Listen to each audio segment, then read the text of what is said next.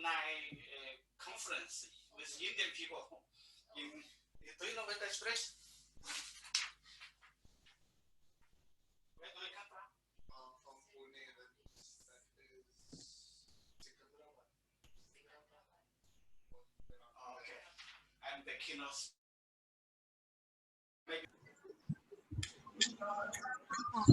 It's my privilege to welcome Dr. G. Srinivaslu, Specialist Water Resources Engineering, PhD from IISc Bangalore, Head of the Department RGM College, to continue with our next session. I welcome you, sir. Thank you, madam. Am I audible? Am I audible, madam? Hello? Can you hear my voice? Yes, madam. Yes, sir. Yeah, is it clear? Yeah, visible, sir. Yeah, visible. And clear, sir. Okay. You can carry on.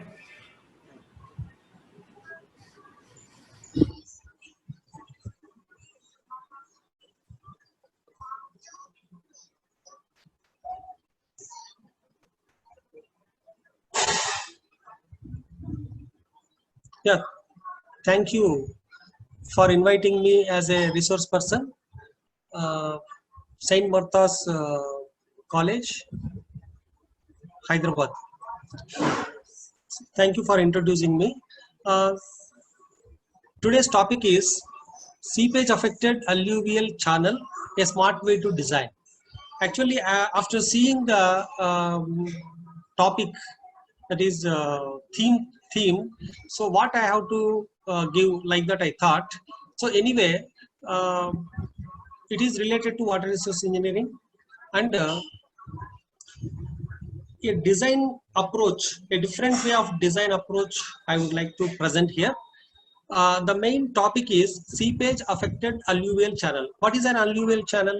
It is a loose bedded channel, loose bed. See, if the channel is lined, okay, so it is not called alluvial channel. So it is a loose bedded channel. That means sand bed channel.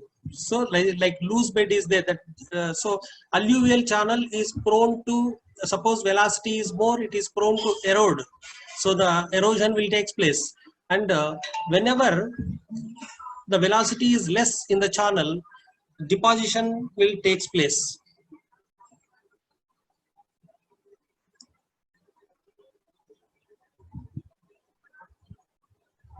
Okay, so today what is a channel, alluvial channel, and how it is going to be affected by seepage, and when seepage affected alluvial channel, how we are going to design. So this is these are all the things mainly we are going to focus. So, and why channels are important actually? So means mainly for irrigation. So what kind of irrigation in India we are doing? So okay, so little bit we will give some overview of different parts of our country about irrigation channels. Then we will move on to when there is no seepage, generally how we are going to design, and in that without seepage, generally what could be the latest trends of designs we are going to implement, then seepage and seepage affected channel design. So these are all the parts we are going to cover in this. Okay, so now first let me see about in India, canal irrigation in India, how important it is.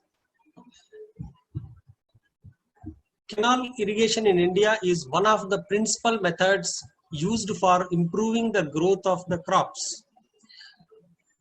If you see well irrigation and tube well irrigation, canal irrigation is the second most important irrigation source in our country. However, this method is only extended to those areas, and we cannot conduct canal irrigation only related to large level plains of deep fertile soils and are drained by well distributed perennial rivers. So then only we can go for irrigation, canal irrigation. So canal network has to be created. See, if undulations are there, it is very difficult to go for canal irrigation. So that's why it is restricted to certain areas only in India. Not only in India, every part of um, world. Okay, so if you see some of the unlined channels, you can look into here. So here you can see here.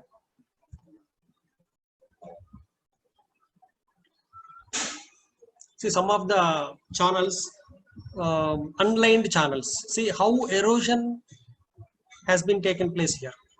So it is fully eroded, the first one. So the second one, a little braided and undulations are there. So these are all the general unlined canal structures you can see everywhere.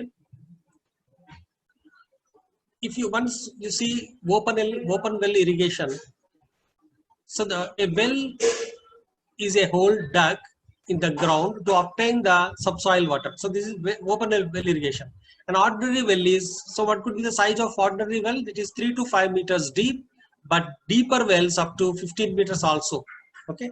So next coming to tube well irrigation. So it is very thin pipe will be pierced into the ground, and there is a strainer at the bottom of the tube. So generally the tube is 100 to 200 millimeters. Wide stainless steel tube or pipe is bored into the underground aquifer. Okay, so if you see the percentage of canal irrigation in India, 29% of total irrigated area, total whatever the irrigation we are doing in our country, 29% is through canal irrigation we are doing.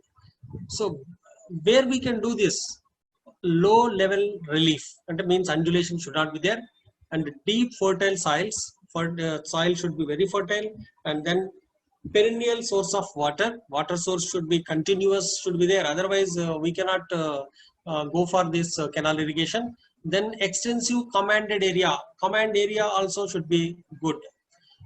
Where it is not suitable, peninsular plateau and rocky and uneven areas, this will not practiced. So hence more suitable for northern plain in India, that is UP, Haryana, Punjab is more suitable because it is level plain grounds are available. Okay, coming to types, so there are so many types of canals, but once you see there are mainly inundation and perennial, I wanted to distinguish. So what is inundation canal? Inundation canal is nothing but without regulating arrangements. So you doesn't have any regulation arrangement, so you don't have any control, there is no safety things. So that means whatever the rainfall takes place, or once you release the water into the canal, so automatically it moves and it goes. So and irrigation is uncertain. Satluj in Punjab, for example, in Punjab there is a Satluj, so their inundation canals are available. Next, coming to perennial canals, drawn from perennial rivers by constructing barrage weir across the river. So there should be a control. Okay, barrage is there. Barrage is having gates. Gates can be opened and closed so that controlled supply will be there. Most of Indian canals are now of this type. Coming to irrigated area in India, the net area is, total net area is 15 million hectares. So out of this 15 million hectares, so northern plains, that is UP, Punjab, Haryana, Rajasthan, Bihar will come under northern plains. So irrigates 60% of total area. Coming to south and central India, AP, Maharashtra, Karnataka, Madhya Pradesh and Chhattisgarh, Orissa and Tamil Nadu. So these states are concentrating on this canal irrigation. So once you look at this picture, canal irrigation, here major areas, so this is shaded area is major areas where canal irrigation is practicing, and the lines which are showing major areas under extension. So extension where we are taking place, that's what you can see here in this picture. This is a complete picture about our country. Now look at some states how canal irrigation is taking place. So Uttar Pradesh, if you see Uttar Pradesh, there are many perennial rivers in Uttar Pradesh. Rivers are originated from melting of snow at Himalayan range. So that's why there are Ganga, all these Brahmaputra, all these things, northern rivers will be originated from melting of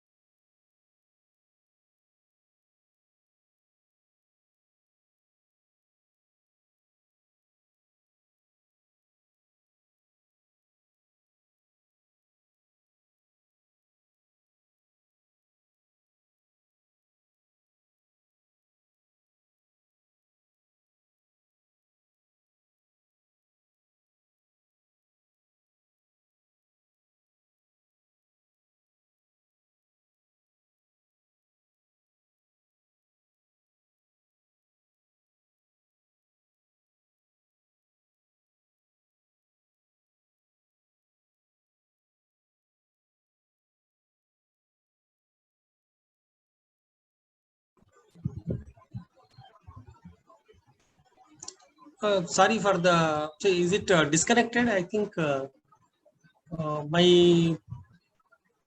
I don't know what happened actually. Sir, once again share your screen, sir. PPT. What happened actually? Disconnected or what? No, now it's connecting, sir. I think it is disconnected. But Now stop screen is or visible, sir. You can carry on, sir. so from where actually from where I have to continue because I don't know where it has been disconnected. From Uttar Pradesh slide, sir. Yeah, right. Thank you.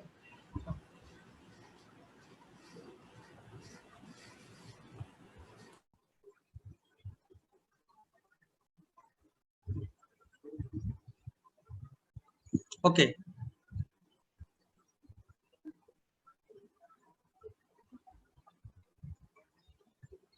Yeah, this is now you can see out of different states if you observe the canal irrigation how it is taking place. Uh, Nearly 30,000 30 lakh 91,000 hectares. That means nearly 1/4 of the total irrigated area of our country in Uttar Pradesh canal irrigation is taking place. And in Uttar Pradesh, that is Upper Ganga Canal at Haridwar. The main canal is 342 kilometer long and distributaries are 6,200 kilometer long.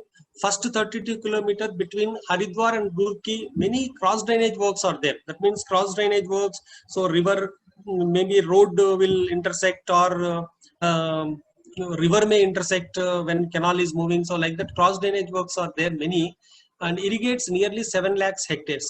Coming to Lower Ganga Canal at Bulandeshwar, the branches are there Itawa, Kanpur and Fatehpur. Length along the distributor is 6,000 kilometers. Irrigates nearly 4.6 lakh hectares. So you can see Uttar Pradesh picture, the river irrigation and canal irrigation. Okay, so these are all the two canals and where controlled structures like barrages you can see on the canals. Okay, this is belongs to Punjab state information. There are so many branches are available and even Upper Baridob Canal where Lacey and all have done a lot of work in developing these stable channels actually. This is this picture is related to canal irrigation about Haryana. Now coming to our state Andhra Pradesh. See, the first place in South India that Andhra Pradesh is doing in South India main canal irrigation. Canals drawn from rivers Krishna, Godavari and Tungabhadra. So main irrigated areas are deltas and coastal regions.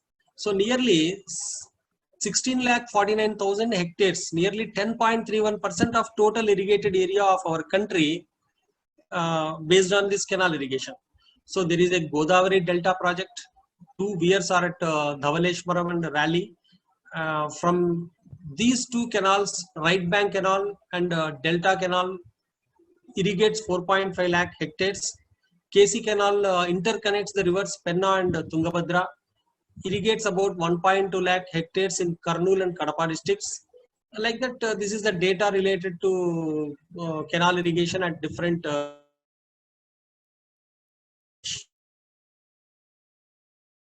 what are all the merits of canal irrigation?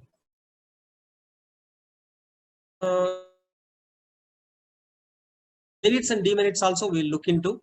It saves the crops from drought condition because whenever water requires, water can be supplied. Next, increases the crop production. Sediment carriers, that's why fertility will be increased, and multi-purpose projects also. That is the reason it is a cheap source. Although initial cost is high because constructing canal is maybe costly, but on longer run it will be very cheaper because maintenance will be very less. But whereas if you go for pumping and all, where in some of the Telangana region, so pumping they are doing, so that is costly. A lot of maintenance work is there. So how much you are, see, finally how much we are spending and how much we are getting. So based on this only it will be depend, canal irrigation or whatever irrigation through some pumping and all. Okay. So coming to demerits of canal irrigation. So it is waterlogging. That means saturation will take place. Excess saturation will take place because of seepage. And excessive irrigation, that is alkaline salts, so that also a problem. And the marshy area near the canal is then breeding places of mosquitoes. During the rainy season, the canals can overflow and cause floods. Canal irrigation can be practiced in plain areas only. That is the reason. Okay. So in this work mainly we will look into seepage. We'll understand what is seepage, and then design concept of canals without seepage, and how the seepage is going to be affected the canal design, and regime of canal with seepage if time permits. So first three topics I am going to cover. If time permits, that last one also we'll see. Okay, now we'll try to understand what is seepage. Seepage in irrigated agriculture has been defined as the movement of water in or out. See, you are seeing one picture where water is flowing, and near side by that there is a crop also. Okay, see, whatever the amount of water which is moving in the canal, some part of water will contribute to the ground. That means in and out of water. Sometimes groundwater is more, so then automatically water enters into the canal. So it in and out of movement of water is called as seepage. Okay. So irrigation canals through pores in the bed and bank material occurs due to combined effect of gravitational force and water tension gradients.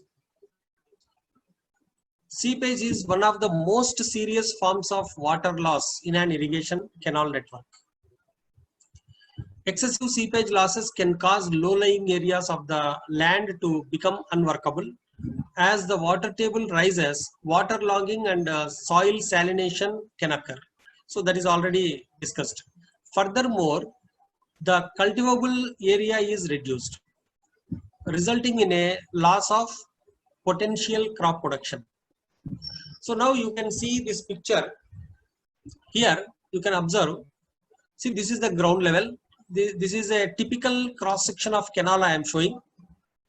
Typical cross section of canal, and the green color line is water level. The red level is groundwater table. See, now look at this picture. That is, water level in the canal is more. Water level in the canal is more when compared to groundwater table. So automatically, because of this is alluvial or sandbed channel which is not lined. So automatically, canal contributes water to the ground. So that's what I am showing with the help of arrow marks. So now below picture is just longitudinal section I am showing. For design of canal, what parameters are required? Now you can see this is one is discharge, and another one is flow depth, that is Y, and D is sand size, that is particle size, and another one is, this is water surface slope, and another one dotted line I am showing, that is energy slope. Okay, so and because seepage is taking place, that I am showing in the form of suction. This is the extra parameter. Okay, now this picture is showing upward seepage or injection. If you observe this picture, here also same ground level and water level. Green color is water level in the channel, and groundwater table. So red color is groundwater table. Now here water level is lower than groundwater table. That's why water enters into the groundwater contributes to the canal. Ground contributes water to the canal. So that's why this is called as injection. Upward seepage we can call it as. So here also the parameters, design parameters in longitudinal way, which I am showing. So this is the bed, and this is the water surface slope and energy slope, all these parameters. Here injection upward arrow marks showing. So when the water is first turned into a dry canal, the force of water tension is usually greater than the gravity automatically, but as the soil approaches saturation, these forces reverse in importance. That means suction and injection will take place because of this. Seepage is not only waste of water. See, so far we are thinking a lot of water is going to be wasted. It is not waste of water. Actually, once seepage is very good, because groundwater will be recharged. Groundwater will recharge, then the places adjoining places also, they will also get water. Once you put a bore, and automatically you can get water. So seepage is not a waste of water. It is definitely will be useful, but also may lead to erosion of the bed. That means what we wanted to present here is the seepage. Because of the seepage in the canals, there is a erosion in the bed. So actually bed erosion has to be taken place because of the higher velocities, higher hydrodynamic forces. But with seepage, pseudo hydrodynamical forces have been incorporated on the bed, and erosion will take place. So the which is the key finding going to be presented in this work. Okay, now we can see some factors affecting seepage, that is texture of the soil in the canal bed and banks, water temperature changes. So all these factors definitely will affect the seepage. Seepage can be more or less, something like that, because of siltation conditions, bank storage changes, soil chemicals, water velocity also will affect, and microbiological activity, and irrigation of adjacent fields, and water table fluctuations. So all these things are contributes to the seepage. Seepage may be less, or seepage may be more because of all these conditions. The key factor affecting seepage is the depth of water in the canal. Main key factor is depth. If the groundwater level is above the design water surface level, water will seep into the canal. On the other hand, if the groundwater level is below the water surface of the canal, so water in the canal will continue to seep out. That means injection will take place of the canal until the groundwater level reaches the equilibrium of the canal. So how to measure this seepage? Seepage, can we measure seepage in the canal? Yes. So there are so many methods. That is inflow and outflow method, ponding method, seepage meter method. So like that, these are all the main important methods worldwide people are using. That's why I would like to stress upon just about these three methods. What is this? The ponding method is considered to be the most accurate among all three. Ponding method is considered to be the most accurate, which has been found by many researchers.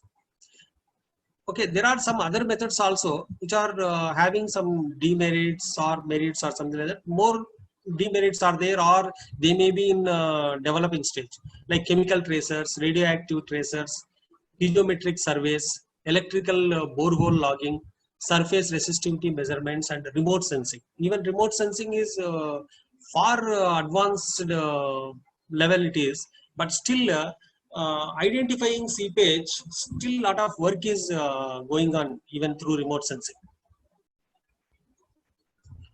Okay, we'll look into 1 or 2 minutes about all these methods. First, we'll see inflow and outflow method. What is this inflow and outflow method? The discharge into and out of the selection reach of the river canal is measured. That means how much is entering and how much is going out. So whatever be the difference, that is seepage. The rate of seepage is derived from the difference. Simply inflow and outflow. So if the outflow is same, inflow is same, then there is no seepage. Generally in unlined canals, you can get inflow and outflow will be same. Very minor variations may be there because of somewhere cracks and all. Otherwise, it will be same. But whereas here the difference can be easily found by using inflow and outflow method. Okay. What are the advantages of inflow and outflow method? Any impedance to the normal operation of the canal so minimized. It means we are not going to stop the canal here. So canal is in running condition. So that's why work will not be affected. Seepage is measured with the canal in its normal discharge state, thus eliminating the effects of silting, algae and fungal growth and distortion of the local seepage flow.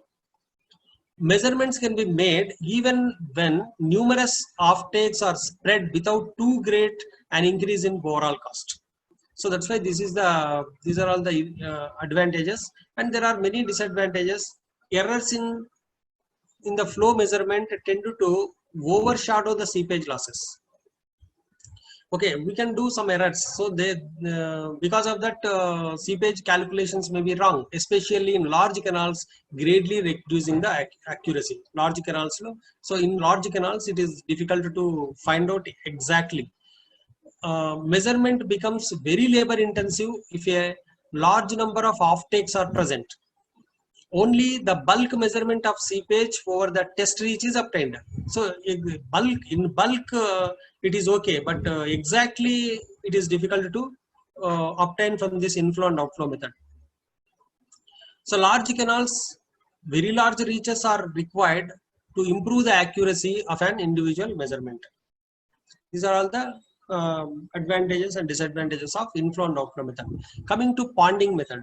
This ponding method involves construction of polylined earth plugs at both ends of the canal test reach. That means polylined earth plugs will be inserted and water will be filled. The reach is filled with water to its operational depth, and the drop in water level is recorded for several years. The seepage rate is adjusted for rainfall and evaporation. So in between, so suppose for 7 days we do the measurements, then there may rainfall takes place, there may be during sunny day evaporation takes place. That has to be calculated and compensated actually. So this method provides somewhat accurate. When compared to previous method, it will be definitely accurate in situ measurements of seepage in existing canals. So there are some drawbacks also here. The drawbacks of this method are many, as seepage determinations are measurement based and do not attempt to analyze many of the factors mentioned earlier. The largest drawback seems to be measurements reflect test reaches containing stagnant rather than flowing water. See, because the main disadvantage is you are not allowing to flow water here. Just you are plugging the things and just water is stagnated there, and you are measuring. So that's the reason movement of water, when water is in dynamic condition, static condition, definitely changes will be there. So that's what the demerits of this method. Canals in coarse textured soils have a tendency to have higher seepage rates than canals in fine textured soils. So some drawbacks: wind can adversely affect water elevation. Evaporation and rainfall data should also be measured, so changes in water levels in the test reach can be corrected. So because evaporation and rainfall, so place to place it will change, so exact calculations are required for measuring, for getting the exact value of evaporation, means seepage, through this ponding method. If no water source is nearby to refill the canal, then water level recording period is very short.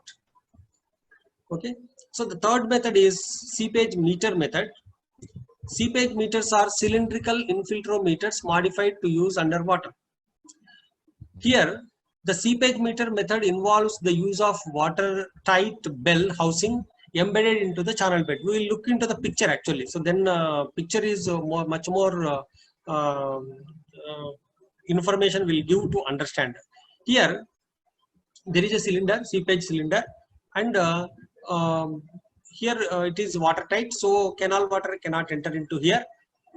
And here it is connected with some plastic bag. So the seepage meter commonly used is a constant head unit referred to as GAU seepage meter, which operates using a reservoir from which seepage can be calculated directly from the rate of fall of water in the canal or reservoir.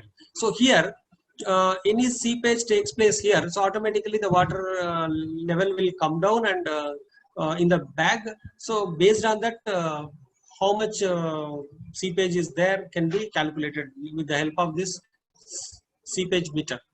Okay, so people are conducting the seepage test in the field. Okay, the structure is typically 30 to 60 centimeters in diameter and is connected by a hose or pipe to a water supply reservoir, which allows the rate of loss of water from the bell to be measured. The meters generally used are based on either a variable or constant head. So you can do constant head or variable head. This method for both the ways it will be applicable. It consists of watertight bell connected to a hose to a flexible bag floating on the water surface. By keeping the water bag submerged, it will adapt itself to the shrinking volume so that heads on the areas within and outside of the bell are equal. Okay, so this is the seepage meter, the meter method. We can compute the amount of seepage. So out of these three methods, ponding method is will give somewhat accurate values. Now if you see soil type, if you consider the seepage, how much it is taking place. Now this graph is explaining how seepage is going to take place in based on the soil type. So suppose coarse, medium, fine. This is canal capacity and this is seepage rate. Okay, for coarse grained, automatically the seepage is high, coarse grained. So movement of water will be more. Soil curves for soil textural groups and various canal capacities. Okay, so this graph is showing that coarse grained soils, there is seepage is more in sandy soils or something like that. Okay,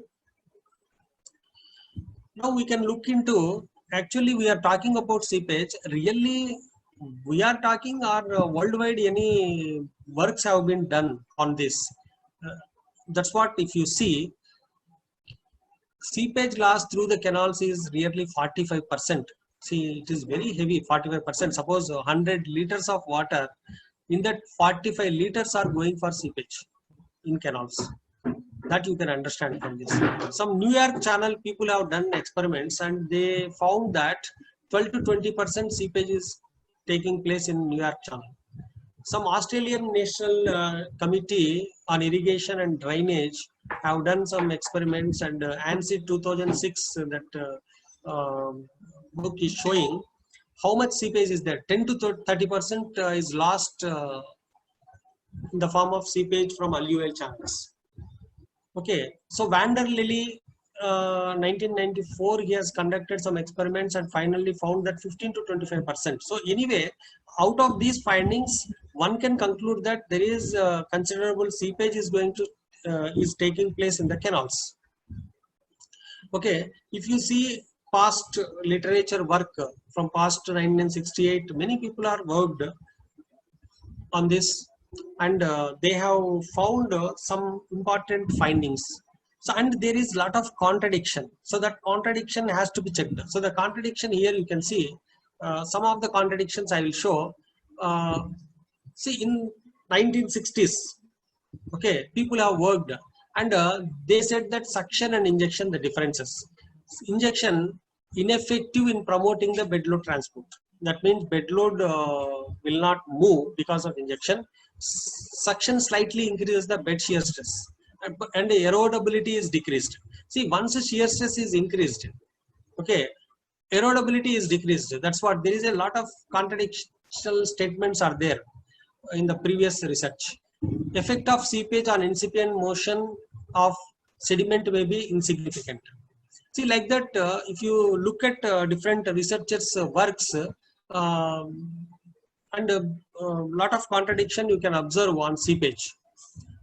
In 1994, Rao has done some work and he has developed some equations for bed shear stress, for non-transporting bed, for transporting beds, for which will be useful for design of canals. And in 99 also they have published a lot of work on in equations, incipient motion with suction, incipient motion with injection. We will see what is incipient motion through with the help of some video. Okay, here Cheng and Chu in 2004 they have done with certain instrumentation how the velocity profile changes inside the bed. So this is the velocity profile. This is the bed, and here red color is with seepage, and this is without seepage. This is non-rigid bed, rigid bed, and this is movable bed. How the velocity profile pierces into the ground with the help of some instrumentation, beautifully they have presented actually. So these are all the different works here. No need to go through. So this is a summary of the literature. I can tell now here. So the bed shear stress increases with suction. Many people have said bed shear stress decreases with suction. See, there is a lot of contradiction here. So bed shear stress, whether it is increases or decreases. So bed shear stress decreases or increases depending upon the amount of the type, that is injection or suction. And shields number is affected by seepage. Dune dimension is also affected by seepage. Suction increases bed material transport. Suction decreases the bed material transports. So these are all the different people's versions through research. So now what is the scope here? So here the scope is, you can look at these two pictures. So this is a typical canal shape. Typical canal shape. Here, this is suction. Because of the suction, what is going to happen to the shape of the canal? And here, shape is reducing, shape is widening. Which one is going to happen? So this is the scope of this work. Based on that, design can be done. And different experimental works, what flume sizes and all mentioned in this slide. Okay, so here you can observe the tilting flume, which is of world standard. So almost all river flow can be modeled here in this. Here, if you see the width of the canal, it is 1.8 meters. See, total complete in the world, there are 3 places such kind of wide tilting flumes are available for modeling of canals and rivers. So one is in Colorado, the second one is in Portugal, third one is, this is from IISc Bangalore. Okay, so here this is totally 28 meters long, and there is a hinge here. Now you can see this is the top view, this is the side view. Here hinge is there, and here there is a jock, so that slope of the canal can be changed. Slope of the canal you can construct in this, and the slope can be changed so that stable conditions you can take within no time here. So that rivers will take so many years to for getting their stable condition. So here that stable condition slope can be, you can adjust in the laboratory by using, there is the advantage of tilting flume. Okay, so this is the flume. You can see the picture how it looks. Actually, what is the need of large tilting flume for conducting such experiments? See, if you once you see this lane equation, that is stable width, very beautiful equation he has given. So the equation is like this: B is equal to Y max by tan phi. So if I take 1 foot is the depth of flow in the canal. 1 foot is the depth of flow in the canal. Generally, we can experience 1 foot is common, and particle size is suppose say 0.56 mm. Generally, sand particle size which I am taking, and angle of repose. Angle of repose, that is 30 degrees. If you compute width minimum, we require 1.63 for conducting real time. Real time situation, that is field situation, to simulate in the laboratory. That is the reason 1.8 meter width chosen to perform regime experiments. So this is the flume, how river model seepage can be modeled. Here some of the pictures, constructing pictures I will show here. So this is a large tilting flume. Okay, this is downstream side, this is upstream side. So where with the help of big pumps, water can be flown into this tank. So you can see this is here false bed has been created. False bed inside the flume, there is a false bed. So over the false bed, from the side, we are seeing here there is a mesh. So over the mesh again, some brass 100 mesh is kept, and the sides are like glass. Sides are glass, so that you can see through seepage condition how it is going to take place.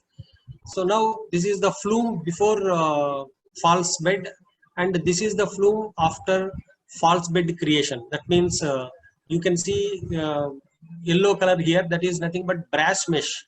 This is brass mesh 100 size, so that only water can seep through, particles cannot move inside. So that once you fill the sand over this brass mesh and conduct the experiment, you can create artificial seepage conditions in the laboratory, so that to simulate the field conditions. Okay, this is the twin hydraulic jack, and this is the hinge, so that with the help of, by operating hydraulic jack, tilting slope of the channel can be adjusted in the laboratory. And so this is the natural channel, that means artificial channel created after the experiment. Instrumentation can be fit on this, so that this is like these top rails are there. So this platform can move upstream to downstream continuously, so that there are two more platforms are there. They will move cross direction, so that entire flume X and Y direction measurements can be taken with the help of this setup. Okay, these are all the instrumentations have been used for collecting the data. So this is discharge measurement which I am showing here. So seepage discharge can be measured with the help of magnetic flow meter, and downstream water discharge can be measured with the help of accurately with the help of this meter. So here there are two. One is common, and three wires are there. That is common, low, and high. This is measuring tank, which you are seeing here, measuring tank.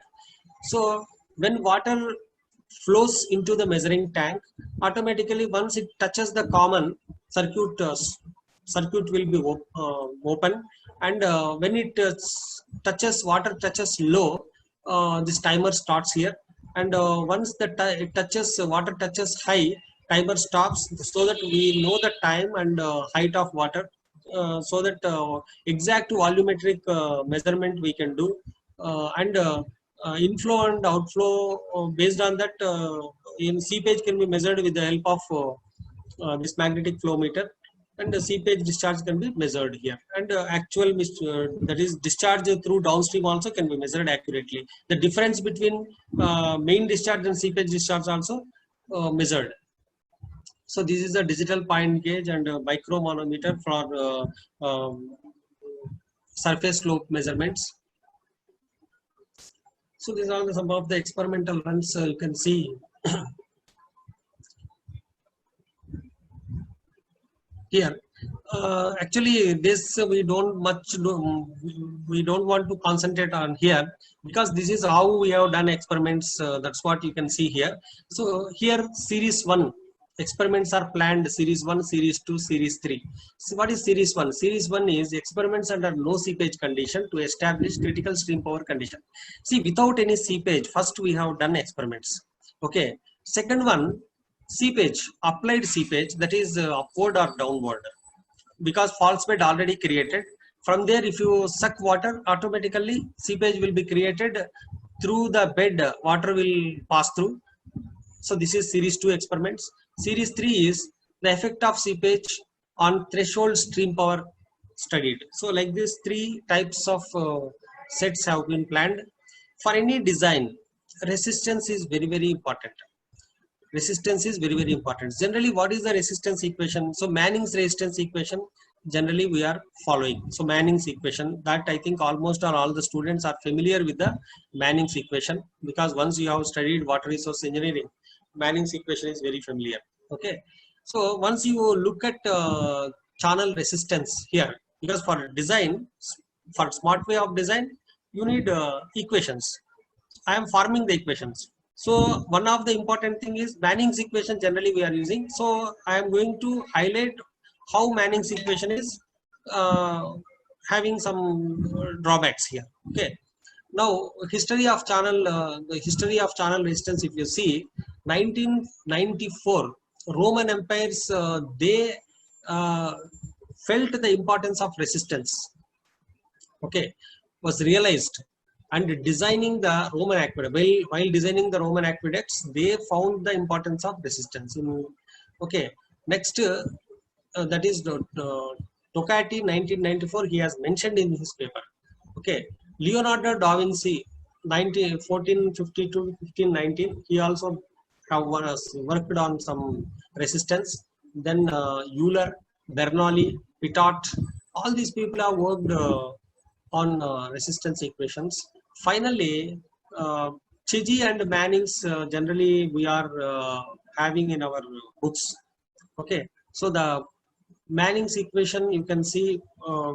Actually, earlier Manning's equation is like this. What Manning's have said, or afterwards Flamant in 1991 he has finally changed it to this form: U is equal to 1 by n r to the power of 2 by 3 s to the power of half, where U is the velocity, n is roughness coefficient, and r is hydraulic radius, and s is the slope of the channel. See, once you see Manning's type of equations, these are all the Manning's n defined by different researchers, Stickler, Pulagon, like this, and these are all the parabolic equations and logarithmic equations. Okay, there is a universal resistance equation also is there, that is U bar by U star is equal to A ln into R by Ks into V star. Okay, now what we have done is we have collected the data, that is present data, and as well as the previous researchers data. A lot of data has been collected to check the equations, resistance equations. Okay, unfortunately, see, once we process this equation, that is the experimental data and predicted data, so the R square value is coming 0.85. Okay, Manning's type of equations, and the parabolic type of equations we are getting R square is, that is regression coefficient is 0.78. Okay, logarithmic type of resistance equations, this is approximately 0.8182 we got. And then now we will look into intangibles in Manning's equation. See, what is U? U is 1 by n r to the power of 2 by 3 and s to the power of half. See, suppose same equation you can write like this. You can multiply U with n. Okay, so second equation you observe, U into n is equal to r to the power of 2 by 3 into s to the power of half.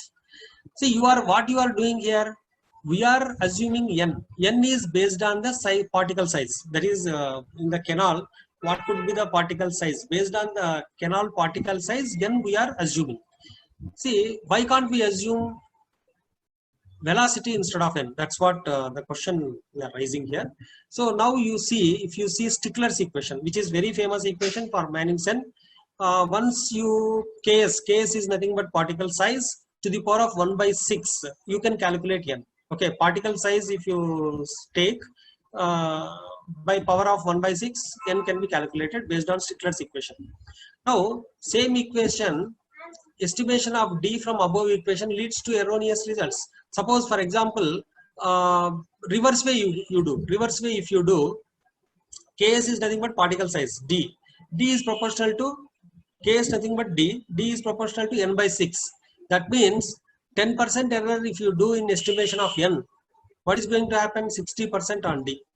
So that's what the intangibles in Manning's equation. Okay, and based on universal resistance equation, n is having lot of parameters and very complex. See, n is function of r by ks, b star and ks, and many research have commented on Manning's equation. So that's why the analysis which we have done based on gradually varied flow equation. So this is gradually varied flow differential equation. So we have taken this equation, gradually varied flow equation, and once you process the data and analysis and defining this is d star and r star, this is non-dimensional particle size, and this is shear Reynolds number. Okay. It is very easy to find a new resistance equation. We have, I am showing the steps to form the resistance equation. If I go through the, what is that, word by word, it will get me bored. So that's why Yang in 1973, he has given one relationship. And Cheng in 1997, he also has given a equation between fall velocity Reynolds number and average velocity Reynolds number. See, by taking these two, one F4, that is another constant, can be determined by taking the data range.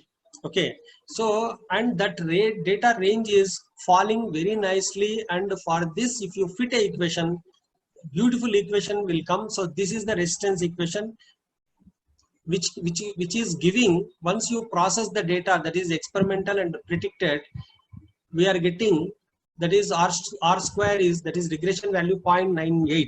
That means comfortably can be used for design of channels. Okay, now we see the concept of stream power, because one equation is there, resistance. Another one is people are using so far Shields equation for design. So here some new concept, that is a smart way of understanding the things, stream power concept. That is, see, you can think that, so when stream is moving with a power, so stream is having some power, that means it is having some hydrodynamic capacity. Okay, so in that way you can think, and stream power concept and design of channels at stable condition.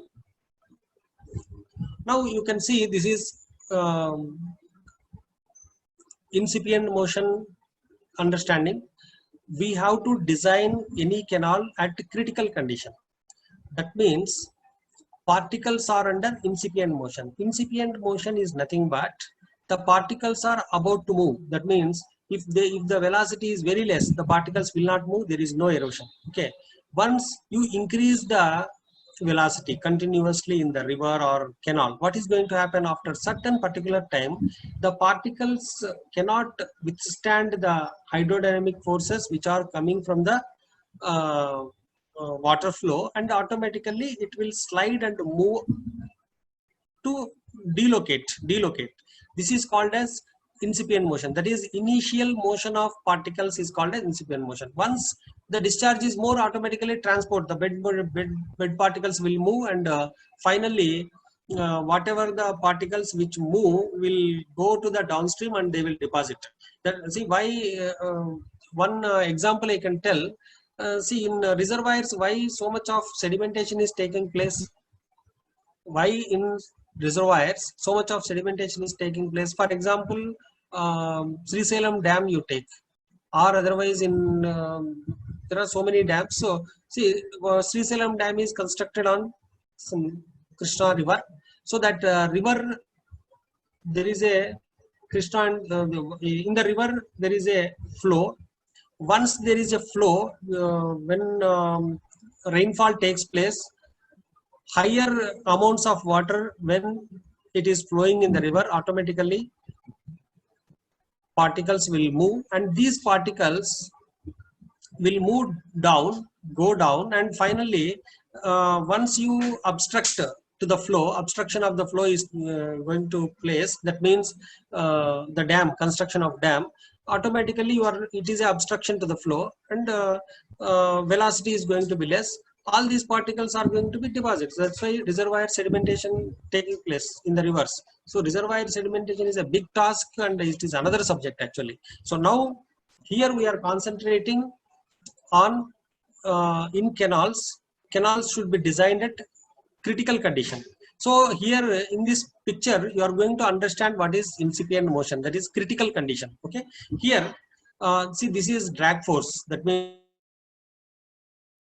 and this one particle I am showing here, weight of the particle is acting downward and the lift force acting opposite to this drag force. Okay, so the condition of incipient motion will be like this. Tan phi is equal to, this is stabilizing force, that is W sin alpha plus Fd, and this is destabilizing force, that is W cos alpha minus lift force. So whenever these two forces equivalent to tan phi, then automatically particles will start floating. So that's what the condition.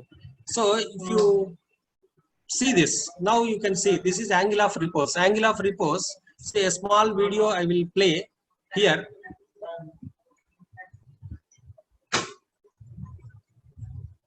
To understand angle of repose,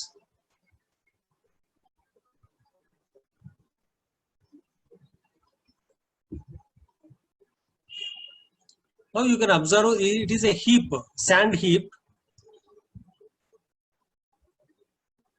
Automatically, depending upon the size of the particle, the slope will be maintained.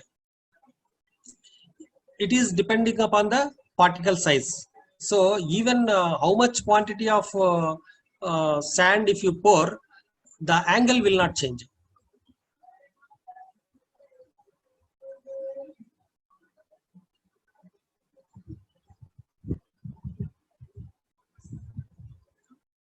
Okay, so like this is just to understand the what is angle of repose. So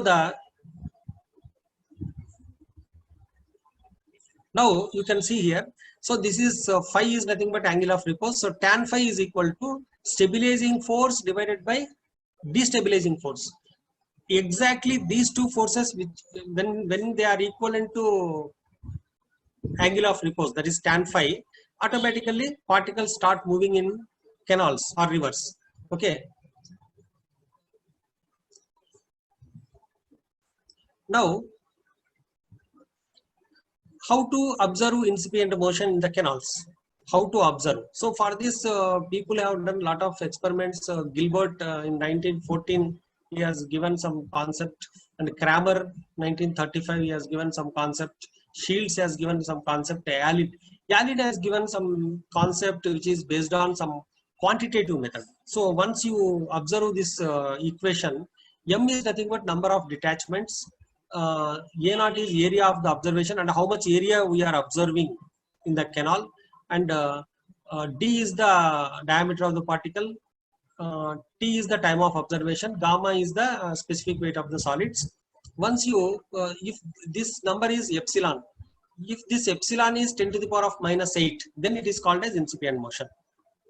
Okay, so the available theories are critical shear approach is there, critical velocity approach is there for designing, and lift force mechanism. So there are different approaches are available, and this is the Shields curve generally people are using. Okay, the Shields in 1934 he has given this equation. This is the points which are falling here is critical incipient motion. This is for critical condition. Okay, the points which are fallen above are, that means the canal is in transport mode, and the points which are point if falls below, the canal or river is under stable condition. That means particles will not move, no transport condition. Okay, so but this shields diagram is good, but there are some drawbacks. Shear velocity on both sides it is there, and that means on both sides shear velocity appears, so it is recursive way of doing the calculations. Next, diagram extended straight line for u star d by nu is less than 3. Okay, which means that when the sediment particle is very small, the critical tractive force is independent of the particle's sediment size. White showed that small shear velocity Reynolds number, the critical tractive force is proportional to the sediment size. So like that, people have given some drawbacks on this Shields curve. So there is a concept, stream power concept, that is the reason we are proposing, that is transport energy available to mobilize the gradation. So that's what we are assuming, that there is a transport energy is there for the canal. So what is this transport energy? Stream power is a representation of channel capacity or quantity of material what the flow is able to transport. Here you can see this equation. This is very simple. PS is nothing but stream power, that is gamma QSF. Gamma QSF. That is gamma is specific weight, Q is the discharge, and SF is the energy slope. So this is nothing but stream power. So if you know these three parameters, stream power can be evaluated. So this stream power is non-dimensional, that is gamma QSF divided by gamma S minus gamma into nu. So just only for non-dimensional way, so that this equation can be used anywhere, versus R star, which is showing clear distinguished way, that is all critical points are falling one equation, all critical points. The upper triangle points are like transport, and into marks which is showing no transport. So all circles are at critical condition. Experiment is at critical condition. The points are clear, distinguished, and at the same time we can formulate excellent equation for this stream power. So this is the stream power equation. Okay, with the help of this stream power and this resistance equation, these two equations which I have shown, we can able to design the channel. That is a smart way to design. So available equation for design of channels are two equations. Okay, so if two equations are there, how many unknowns are there? There are 4 unknowns. There is particle size, channel slope, flow depth, water discharge, and you are having two equations, so you can form 6 types of problems. That means if you know these two parameters, other two parameters can be evaluated with the help of equations. Okay, so 6 type of problems can be formulated, and there is a design methodology developed for this. So the design methodology is design curves. So for this design curves, again this U star is non-dimensional with D star, U bar also non-dimensional with D star, and this is stream power already non-dimensional, and this is D star is particle non-dimensional particle size. Okay, and developed curves. So this is the design curves, D star versus design parameter. So all these design parameters are U bar D by nu, that is average velocity Reynolds number, shear velocity Reynolds number, and this is a multiplication, that is stream power. So this is average velocity. So like this design curves can be developed. And now we'll see one typical problem how to design. Now this is these are all the design variables available, that is 4 design variables are available. Now step 1 is if D is known. Here known variables are one problem. First type of problem, D and SF are known, Q and Y has to be calculated. If D is known, D star can be calculated because D is known, that is particle size is known. Particle size non-dimensional can be calculated by using equation 4. And step 2, U bar and U star values can be read directly. Once you know D star, draw a vertical line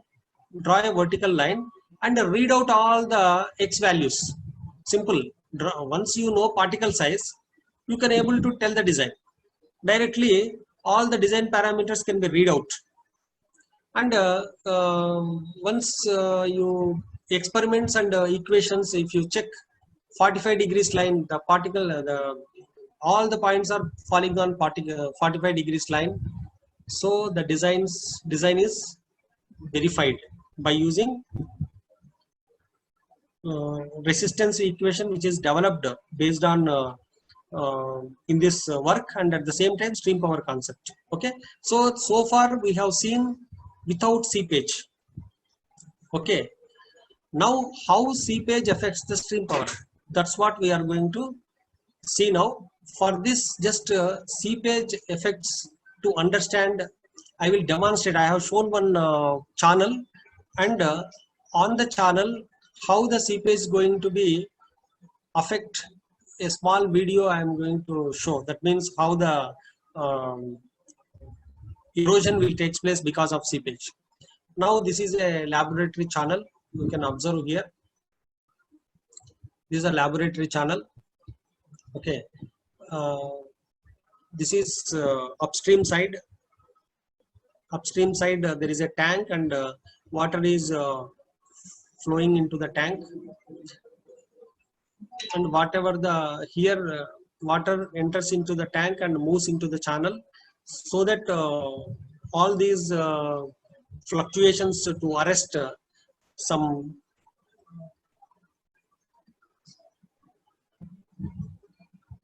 obstructions we have set up here. Now you can see here, this is the channel where from the tank water flows into the channel.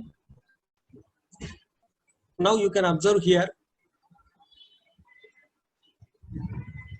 this is the downstream side. Here clearly you can see a false bed has been created. Over that sand is there, over that water is flowing. Water is flowing. Here false bed is created. Okay, from the false bed, how we are going to draw the seepage, that's what I will show now. This yeah, now you can see here, see there is a pipe here. Okay, and valve also here.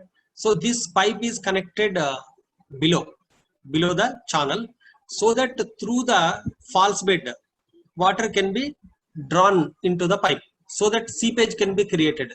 So once you create the seepage, the water passes through the sand bed, and it enters into the enters into this pipe, seepage pipe.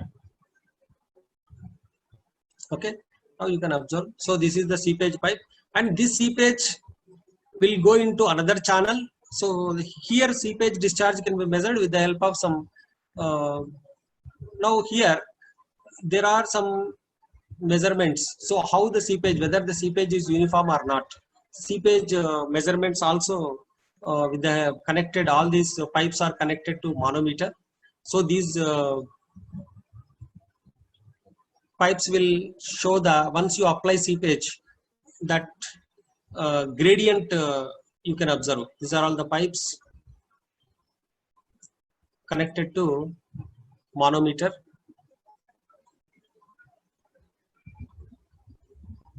Here you can see this is the micromanometer. So this is a pitot tube. So pitot tube is useful for finding the profile. This is connected to micromanometer.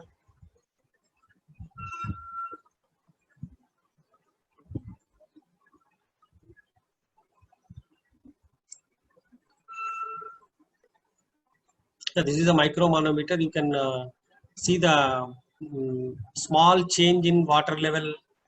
It can be recorded here. Here the pressure communicated to this, and finally it is accurated to 1/1000 of millimeter.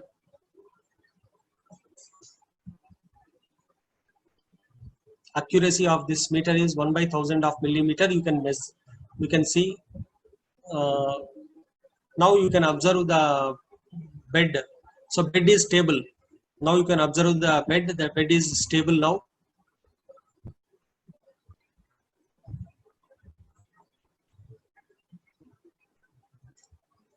Now for inflow discharge, bed is stable. That means the particles are not moving. Now you can see the water level is approximately 14 above water level is. Once you apply seepage, the water level will come down. So now I am applying seepage here.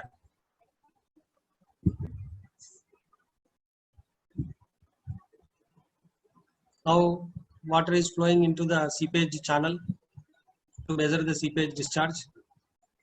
Now you see the water level has come down. 14 above has come down to 12 above. Between 14 and 12 now. Earlier 14 and above. So that means seepage has been created. Now you can observe the bed. Now you can see small particles are slowly moving. That means even stable can be destabilized with the help of seepage.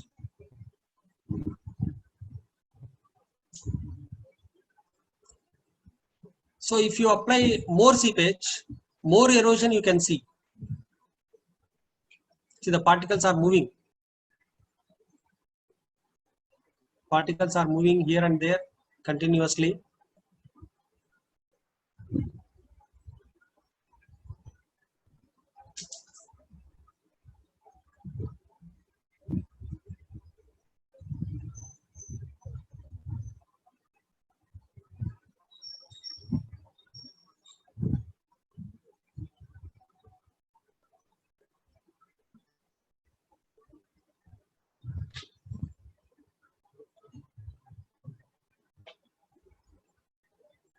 See, once you apply seepage, that is 10 above, that means more seepage occurred. So because of that, lot of erosion has been taken place.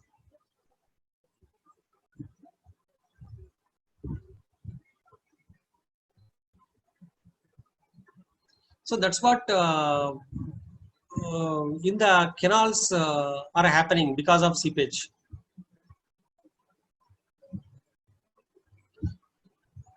Okay, so I hope this demonstration of laboratory experiment, I think you can feel seepage how adversely affecting our river system, how the particles are moving, even for low discharges where the particle is very stable. Even that stable particle also destabilizing condition when it goes to the destabilizing condition because of the seepage.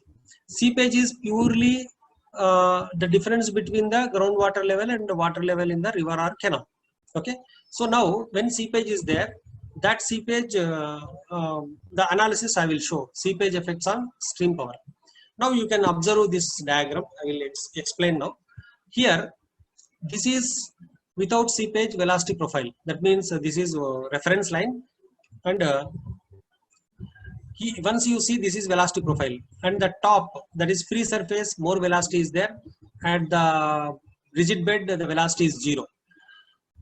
Okay, once you apply seepage, what is going to happen? This complete velocity profile is going to be pierced inside. That means all these particles are get exposed to this. Now you can see some, because of seepage, that complete velocity profile moves into the ground, and the particles are exposed to the velocity conditions. That's the reason the particles will move. Erosion will take place. Now the data analysis, because once seepage is there, we have to use spatially varied flow equation, that is S0 minus SF by 1 minus F square is the gradually varied flow equation, and this extra parameter is seepage parameter. So considering this seepage parameter, and this is the energy slope by next form of this equation. This is omega bs, omega b naught is stream, this is non-dimensional stream power, this is non-dimensional stream power seepage case, this is for no seepage case. So these are all the defined different parameters for analysis of the things. So once you do analysis, we got one equation, that is stream power with seepage, stream power with no seepage. It can be formed M and NP, that is and if you see the M and NP, that is seepage intensity power parameter, if you after collecting the data, after drawing the curves, some different relationship they are showing between N and M. That is, N is seepage intensity parameter, M is another parameter resulted from the analysis. So really curves are following one particular pattern because this is injection, this is suction and injection, they are falling in one line here also. Okay, relationship between once you see the relationship of experimental data and forming the equations 1 by m, and m is equal to m naught into some ln of omega b naught by omega c naught plus c, and this equation is showing the data, that is observed data, and this data falling in 10% error line. And this is a governing equation for the seepage which has been developed. Okay, so once governing equation is there, we need resistance equation. So resistance equation, just check the data of this stream power and seepage power intensity parameter, and the threshold diagram for suction. So from that previous data for suction, all these suction points are falling one line. So for that this is the equation. And for injection also developed one equation. That means upper triangles are showing transport condition, the lower triangles showing no transport condition. So this is critical. So this critical equation can be used for design. So and resistance equation of incipient motion, earlier what we have done is extended to seepage also. Here also data is falling, and based on those equations, a design methodology can be developed by using stream power concepts. So these two equations we have designed, and this is seepage intensity parameter. So now there are three equations. Once there are three equations, here how many parameters will come? So there are extra seepage parameter is there here. This is the seepage parameter. So 5 design coefficients are there. There are only 3 equations. So you can form 10 number of problems. 10 number of problems you can form. So of all these 10 number of problems, one problem design type 1, that means design type 1 is D is known, SF is known, flow F is known, that is depth is known, Q and V has to be calculated. So these are all the steps for calculating. Here steps we have to follow so that those parameters can be calculated, and once you process the data of equations and experiments, almost all they are falling on the 45 degrees line. So this way seepage things can be derived. That means seepage affected channel can be designed. So I think the theme is seepage affected alluvial channel, a smart way to design. So now I would like to conclude. Okay, see, in this presentation I have discussed about canal irrigation in India. What is the importance of canal irrigation in India, and how much area of irrigation is taking place through canals, and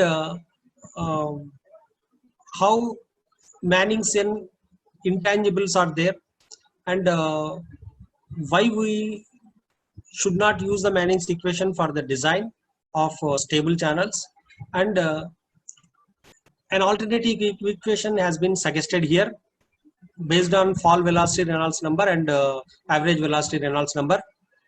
That can be applied for even seepage condition also. And we have I have demonstrated actually how seepage in the canals is going to affect the canal erosion.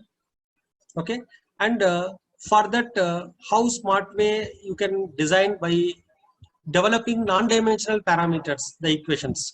Once the equations are there, you can program it, and directly once you know that particle size there, and you can go to the ground where you wanted to design the canal. You can do particle size distribution. You will come to know the particle size. So there, what could be the depth you have to follow. So like that, some parameters by collecting you can able to design. So this is, I think, I have taken sufficient time. I thank Saint Martha's College officials and my student Rajashekar has invited me, and I thank the head of the department and the principal for conducting such a beautiful workshop, so that it will be very useful for the students to understand what research is going on, and how water resources are very important. Okay, thank you, sir.